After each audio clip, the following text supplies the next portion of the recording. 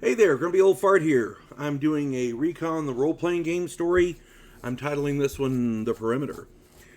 Funny story about what happened in one of our games. But stuff like this can happen in virtually any tabletop role-playing game setting. And the sad part is, it can happen in any tabletop role-playing game setting. So yeah, this stems from people who don't pay attention to what they're doing. So here we go. In most tabletop role-playing games, whenever the players camp for the night in potentially hostile areas, it's a good idea to post guards, usually a rotating shift, so that the spellcasters can get their sleep, and so everybody can get some sleep. And if possible, you need to set a perimeter. In advanced Dungeons & Dragons, that perimeter is usually a Wyvern Watch, wards, or some other kind of alarm spell. In post-apocalyptic zombie settings, it can be something as simple as a rope barrier with tin cans hanging in bundles as an alarm system for the zombies who shouldn't be able to detect them, or they'll run into them and alert you ahead of time. In Recon, the U.S. military supplies long-range reconnaissance patrol groups with the perfect perimeter equipment in the form of trip flares and claymores. The trip flares launch flares which will illuminate the entire area, and this allows the soldiers to activate specific claymores which detonate whole swaths of the jungle.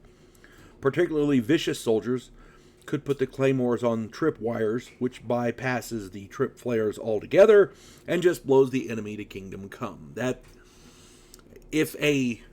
bad part about that is if the intruder happens to be something innocuous like a pig or a snake or something, yeah, you waste all your claymore on a pig. But it depends on the situation. You know what I'm saying? And it depends on the preference of the guy setting the perimeter. The ideal thing is to have the claymores in reserve just in case. Because, if it's a single enemy soldier, you don't want to waste a claymore on that. You could shoot the guy. You see what I'm saying?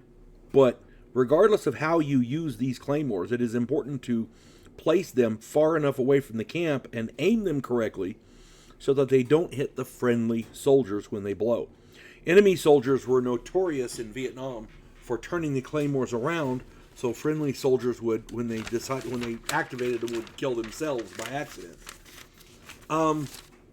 Then there's the time we all died through the sheer stupidity of our demolition guy. We were playing in my friend Larry's game. We were 6 of us, myself, my friends Angel, Dave, John, Earl, Bill, and Mark. I was good friends with all of them except for Bill. Bill was a friend of Dave's, and he joined because we needed a demo guy. He did okay on the first mission, so he wanted to continue, so we let him. He seemed okay. Everything went well. We were on a long-range reconnaissance patrol, and on our first night out, we set up our perimeter with trip flares and claymores. We'd been choppered in and had the task to sweep along a river looking for enemy bunkers. The first night, of course, the VC knew what we were up to and attacked in force. We were forced to grab our gear and flee. What few claymores that we didn't use to defend ourselves, we had to leave. And we had to leave all of our trip flares because we didn't have a chance to grab them. So we're running through the jungle in the middle of the night. Yeah, it wasn't good. Our RTO Angel was killed, and his Prick 25 radio was destroyed because the bullets went through the radio and got him anyway.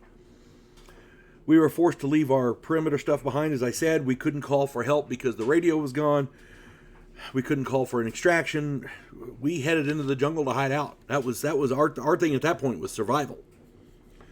The second night, John and Earl set up a perimeter of booby traps with vines and grenades and things like that.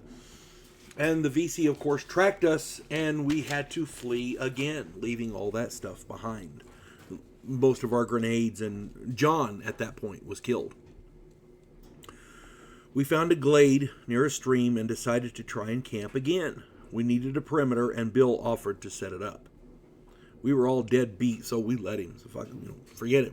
We're tired. You go do your thing. Of course, the VC tracked us again, and they hit us again that night.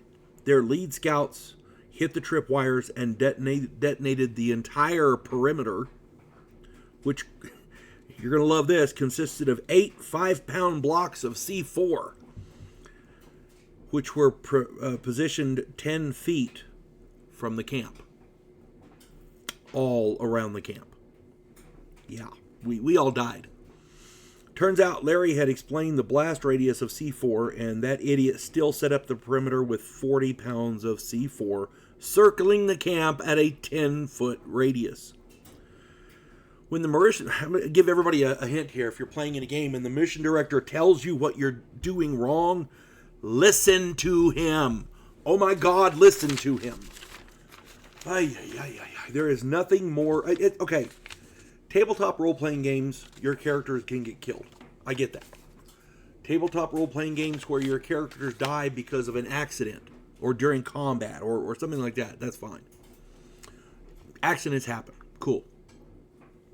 When the game master, the mission director, the dungeon master, whoever, when they warn you what you're doing is wrong and you still don't listen, and we all have to make up new characters because of it, yeah, you're done, buddy. You're done. He seemed like a nice enough guy, but I don't know. There's something about that struck us wrong, and we just not happening. So yeah, that was not good, and I recommend. My recommendation is if the dungeon master takes you aside or writes you a note or something and says, this is the blast radius of your bomb. This is what's wrong with this. This is what you're doing wrong here. Listen to him. Okay? That's all I got to say. If you enjoy my content, it would really help me out if you could hit the like button, subscribe to my channel, share my content on all of your social media platforms, and post a comment or two. Remember, I welcome your comments, even if you disagree with me. And check me out over on Rumble for my political commentary and weekly current events. If you enjoy a good book, check out my author page on Amazon.com. My pen name is H.L. Anderson. You can find all of my books there, including the book pictured here, The House Off Farigo Road. It's just a fun story about a house in New Orleans where the monsters all hang out. I scoured mythology for all kinds of different critters. I even looked into my D&D books. I got a Welsh gargoyle. I've got a Russian sea devil. The bad guy is a different kind of a sea devil. The protagonist is a skinwalker of a type. There's a